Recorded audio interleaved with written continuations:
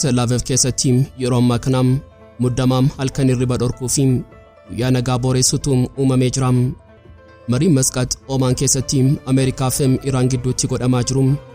Carraadhumaa ta'uu danda'a sodaa jedhuun hooggantoonni waraanaa Israa'el kaartaa guyyaa murtii minjaalarra kaa'anii xiinxalaa jiru. Gabaasni basaasummaa Israa'el waalaa Saaxilame akka mul'isutti Tel Aviv seenaariyoo Haleellaa barbadeessaa jedhamuuf qophaa'aa jirti. Seenaariyoon kun abjuu hamaadha. Hayyoonni nageenyaa Israa'el yoo Mariin Masqaix fashalaa'ee fi Ameerikaan tarkaanfii waraanaa dursaa Iraan irratti fudhatte deebiin Teheraan maal ta'a jechuun gaafatanii jiru. Deebiin isaa immoo jahannama lafarratti kan fidudha. Teheraan har'a sagalee ishee ol kaastee addunyaatti sararaan hin darbamne ifatti sarartee jirti. Osoo qilleensi siyaasaa abbaa giddu galeessaa Marii fi Sodaa gidduutti rarra'ee jiru, Alii Shaamkaaniin bakka bu'aan hoogganaa olaanaa Iraanii fi barreessaan mana mareetti isaa Aljazeeraa wajjin turtii taasiseen akeekkachiisa jabaa Israa'eliif dabarsee jira. Bal'ina isaa qabannee jirra. Kaartaa abbaa giddu galeessaa yeroo ilaallu gaarreen gurguddoo lama wal dura dhaabbatanii argina. Tokko Turkiidha, inni kaan ammoo Iraanii. Seenaan jaarraa dheeraa akka nu barsiisutti biyyoonni kun lachuu mootummoota Islaamaa gurguddoo kan yeroo baay'ee wal morkatanidha. Isaan lachuu seenaa mootummaa Osmaaniyaa fi Safawiyyii kan addunyaa bulchaa turan sanaa duuba isaaniitii qabu. Garuu har'a diinni waloo tokko akka sibiilaa harkaa fi harkaa walitti hidhuun isaan walitti fidaa jira. Diinni sunis babal'inaa fi tarkaanfii Israa'el naannichaa keessatti fudhattudha. Maaliif Turkiin yeroo muddamaa Iraan cina dhaabbatti gaaffii jedhuun dabalatee seenaa murkii mootummoota isaanii dhiibbaa Israa'el irratti qabatee jiru bal'inaan beekuuf aga xumuraatti nu faana tura. Qophii keenya laayik gochuun jalqabaan affeerraa keenya yeroo maraati. Yooyaa ashama harka fuunee kabajamtoota dhaggeeffattoota keenya kun Oromiyaa 24 Newsdha. Kanneen chaanala YouTube keenya faaraa taatan subscribe gochuun maatii keenya ta'aa. Qophiin keenya namoota hedduu bira akka ga'uuf laayik sheer gochuun waliif qooduun dagatinaa. Hanga xumuraa qophii keenyaatti turtii gaarii.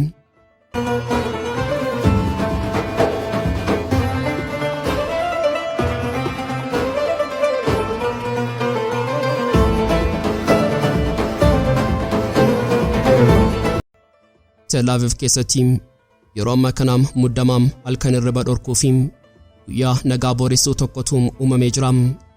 Mariin Masqaix Omaan keessatti Ameerikaa fi Iraan gidduutti godhamaa jiru. Carraadhumaa ta'uu danda'a sodaa jedhuun hooggantoonni waraanaa Israa'el kaartaa guyyaa murtii minjaalarra kaa'anii xiinxalaa jiru. Gabaasni basaasaa Israa'el waalaa Saaxilame akka mul'isutti Tel Aviv seenaariyoo Haleellaa barbadeessaa jedhamuuf qophaa'aa jirti. Seenaariyoon kun abjuu hamaadha.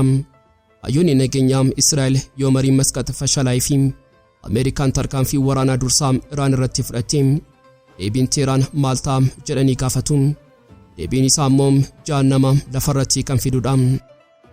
Akka qorannoo kanaatti Iraan harka marattee hin teessu. Deebiin isaa gara jabeessaa fi barbadeessaa ta'a.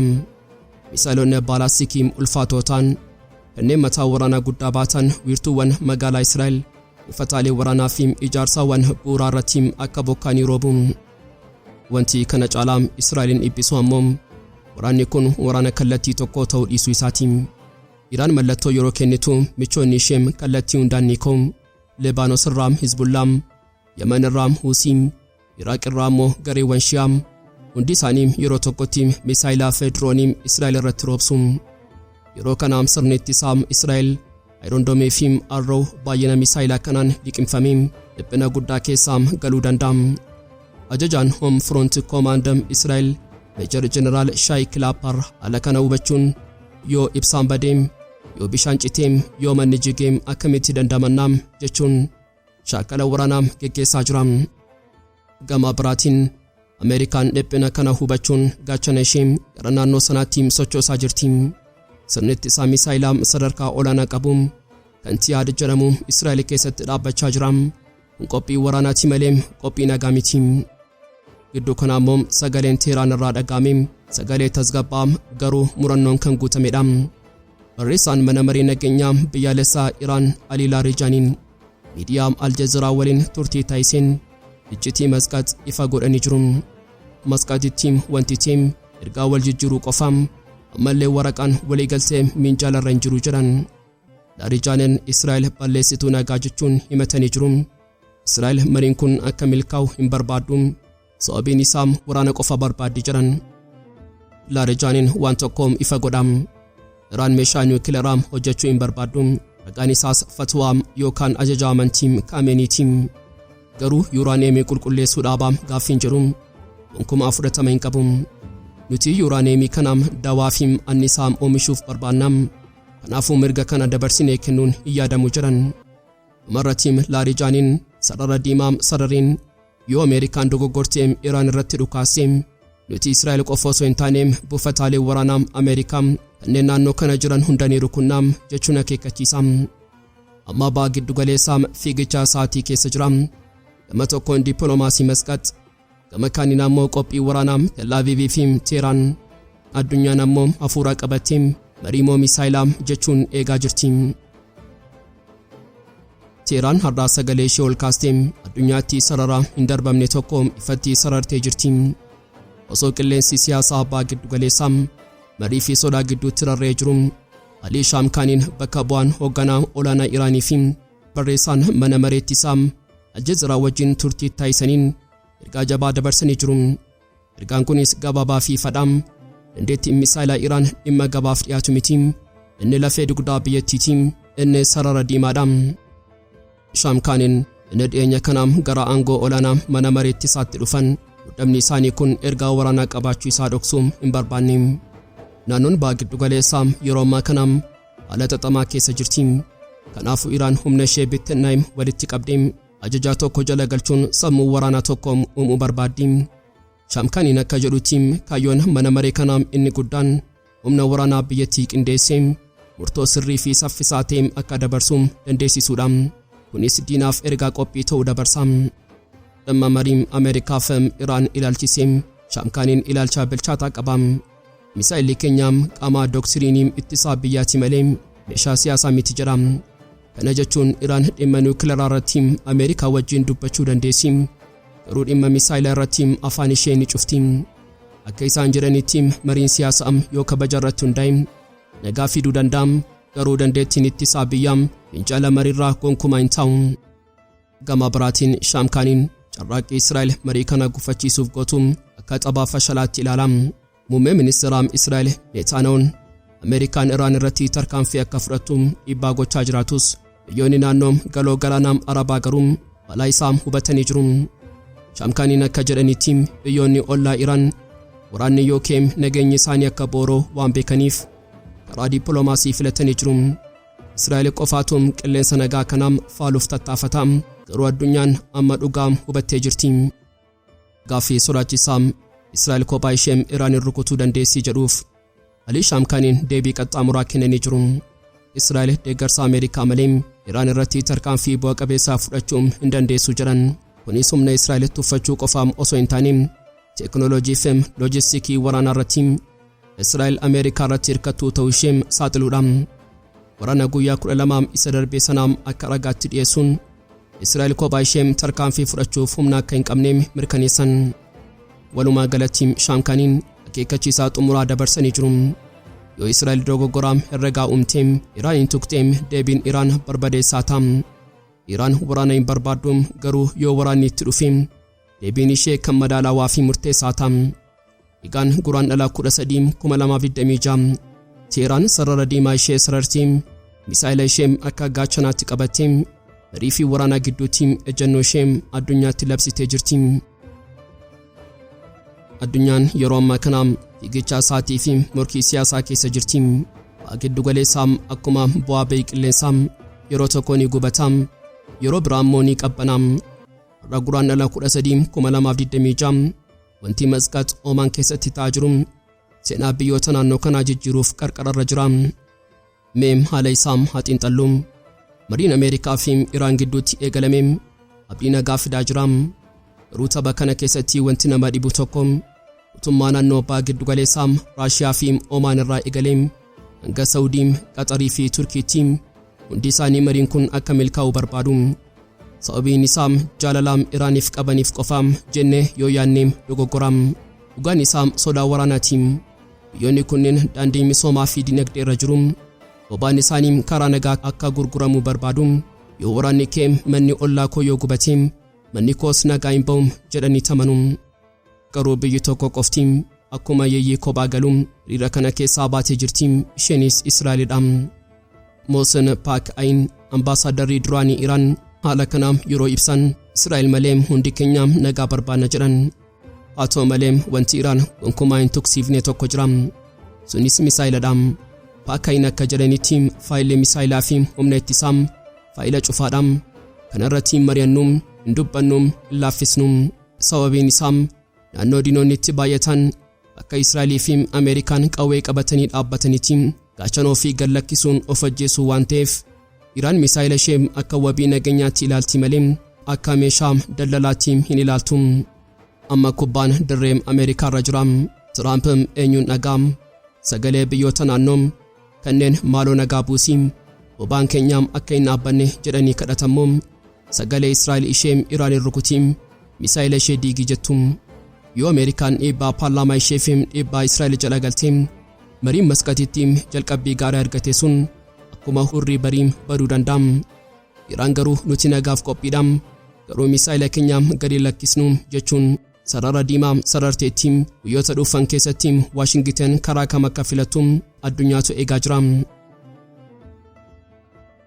Kaartaa baha giddu galeessaa yeroo ilaallu garreen gurguddoo lama wal dura dhaabbatanii argina. Tokko Turkiidha, inni kaan ammoo Iraanii. Seenaan jaarraa dheeraa akka nu barsiisutti biyyoonni kun lachuun mootummoota Islaamaa gurguddoo kan yeroo baay'ee wal morkatanidha. Isaan lachuun seenaa mootummaa Osmaaniyaa fi Safawii kan addunyaa bulchaa turan sanaa duuba isaaniitti qabu. Garuu har'a diinni waloo tokko ka sibiilaa harkaa fi harkaa walitti hidhuutti isaan walitti fidaa jira. Inni sunis babal'inaaf tarkaanfii Israa'el naannicha keessatti fudhatudha. Yeroo ammaa kana Israa'el sodaa guddaa tokko qabdi, sunis tokkummaa Iraanii fi Turkii. Waggoota dheeraaf Israa'el tarsiimoo diina kiyyaa diina godhadhu jedhuun fayyadamti turte. Iraanii fi Turkii wal lolchiisuun nageenya ishee mirkaneeffachaa turte. Har'a garuu madaalliin sun jijjiiramee jira. Turkiin Iraaniin deeggaruuf mallattoo ifaa agarsiisaa jirti. Kun Israa'eliif abjuu naasisaadha.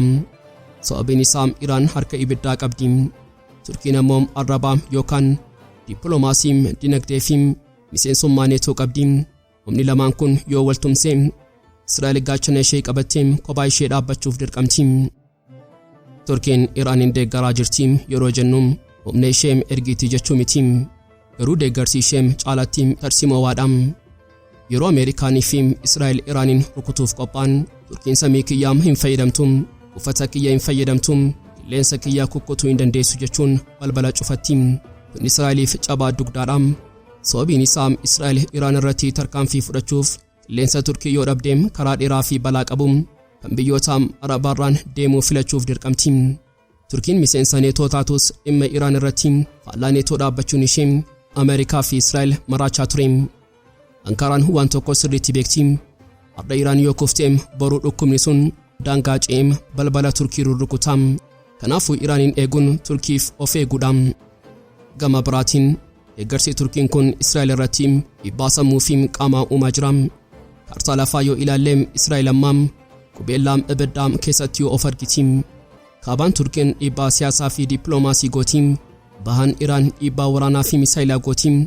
Mootummoonni Islaamaa lamaan kun kan seenaa keessatti wal morkataa turan amma Israa'el irratti gaachana waloo uumuu eegalanii jiru.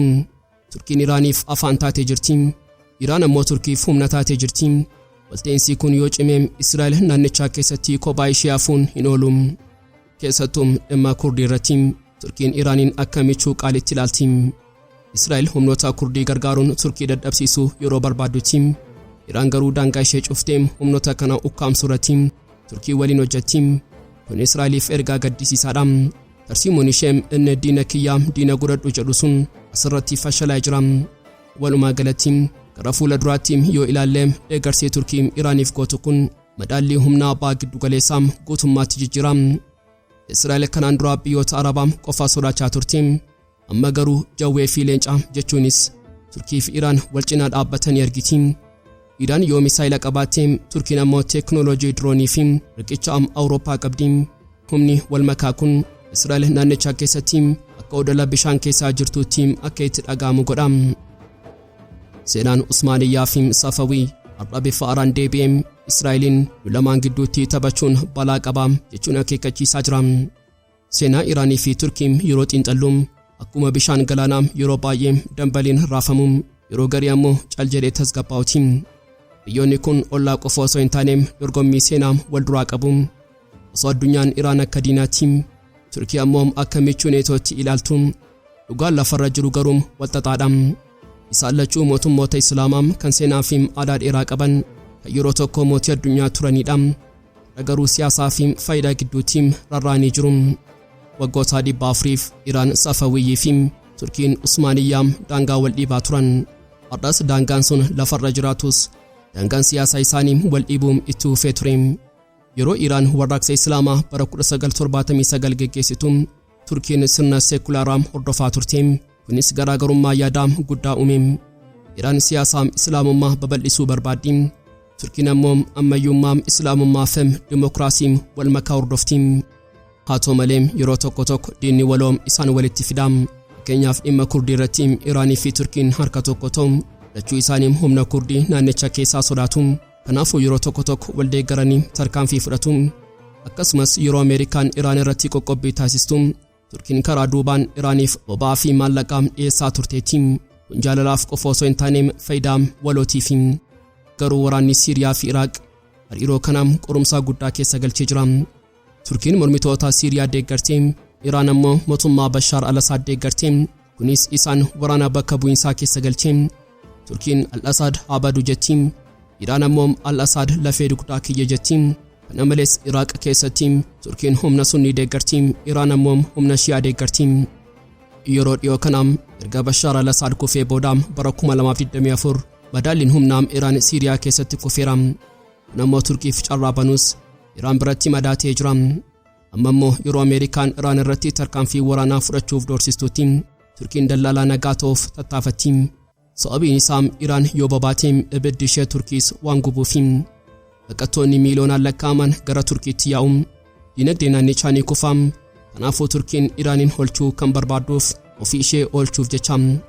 Walumaa galatti Iraanii fi Turkiin akkuma obboloota wal dhabanii yeroo rakkoon dhufu immoo obbolummaa isaanii yaadatan fakkaatu. Isaan lachuu humna guddaa naannoo abbaa giddu galeessaati. Iraan misaayilaa fi niikuleera qabdi. Turkiin ammoo neetoo fi dippiloomaasii qabdi. Wal dorgommiin isaanii kun yeroo tokko nagaa fidaa yeroo kaan ammoo waraana qabsiisa. Garuu dhugaan jiru tokko abbaa giddu galeessaa Iraanii fi Turkii malee guutuu miti. Isaan lachuu utubaa naannichaati. Utubaan tokko yoo kufee manni guutuun raafamuu danda'a. Egaan kabajamtoota dhaggeeffattoota Oromiyaa 24 News qophii guyyaarraaf qabannee dhiyaannee asumarratti goolama. Kanneen chaanala YouTube keenya faaraa taatan subscribe gochuun maatii keenya ta'aa. Qophiin keenya namoota hedduu bira akka ga'uuf like share gochuun waliif qooduun dagatinaa.